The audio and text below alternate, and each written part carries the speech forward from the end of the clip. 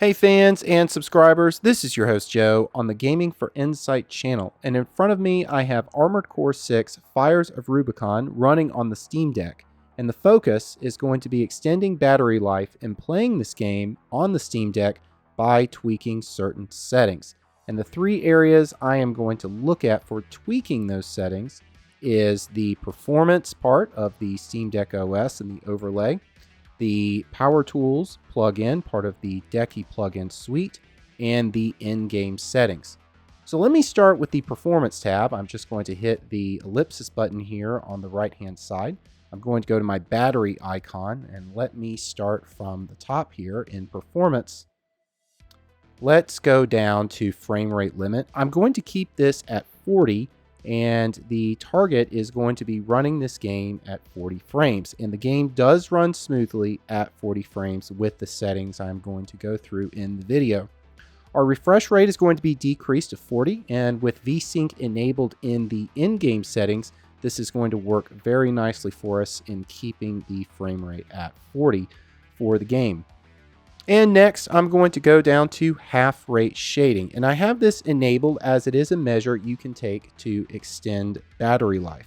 There is one comment I do want to make on this. With half rate shading enabled, what can happen is it can cause some text to blur in games. Now, I have not seen this happen in Armored Core 6, but you may see it. If so, it is because half rate shading is enabled on this. Let me next go to thermal power limit or TDP limit. I am playing the game at 12. I recommend 12. Our CPU usage stays between 50 and 70%. I do see with 11, which I did do for initial testing, that the range of the CPU usage is instead 70 to 90%. And as a measure to take some stress away from the CPU and running at a lower TDP, I increased it to 12 from 11, which does not seem like much, but it does make a difference with that CPU usage range being 50 to 70. So if I can, I would like to stay in that range and be further away from the bottlenecking happening with the CPU usage, but you may prefer to use 11 over 12. Let's next go down to the other options here.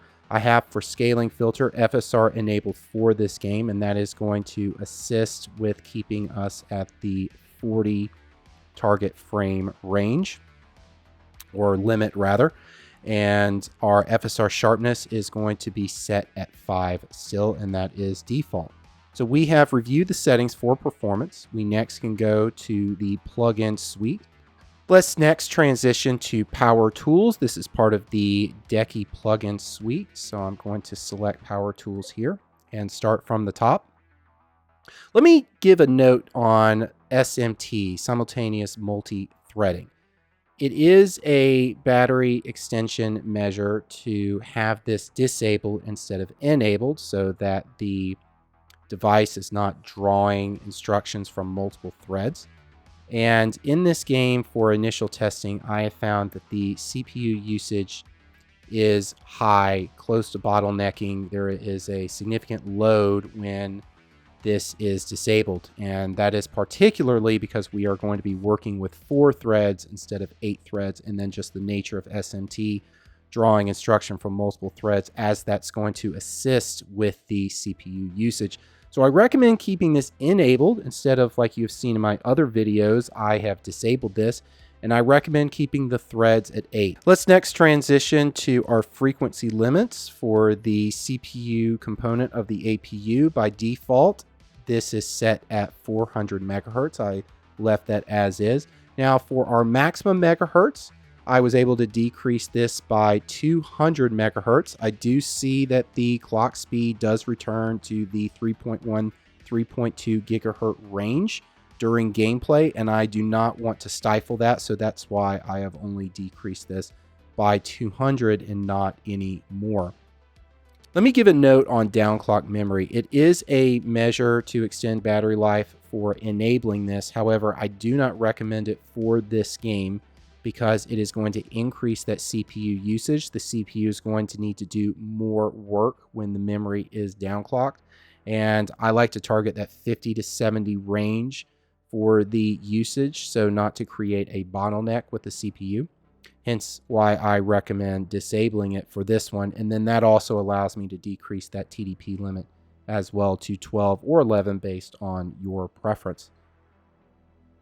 And those are the settings for the Power Tools plugin. Let me next go into the in-game settings. I'm going to go down to System with the direction pad after hitting the hamburger button here. I am going to go to Graphics. And to start, I selected Graphics. I have the screen mode in full screen. I have our resolution in 800p, 16 by 10 aspect ratio. The limit frame rate, this is set at default as well. Now, with the performance settings that we selected, if you remember, we have our refresh rate at 40 and our frame rate limit at 40. So this is going to be dominant in this case to limit our frame rate.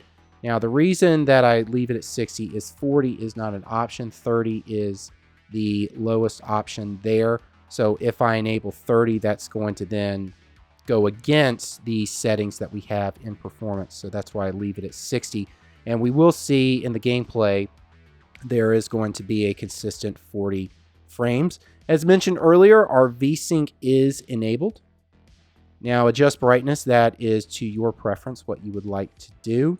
The quality settings, the default was set on high. I did set this at low, and I just selected here A for low. And I left the quality settings detailed at the default, so I did not change any of those values. So now that we have reviewed all aspects here for the settings that we are going to tweak, we can now look at some gameplay.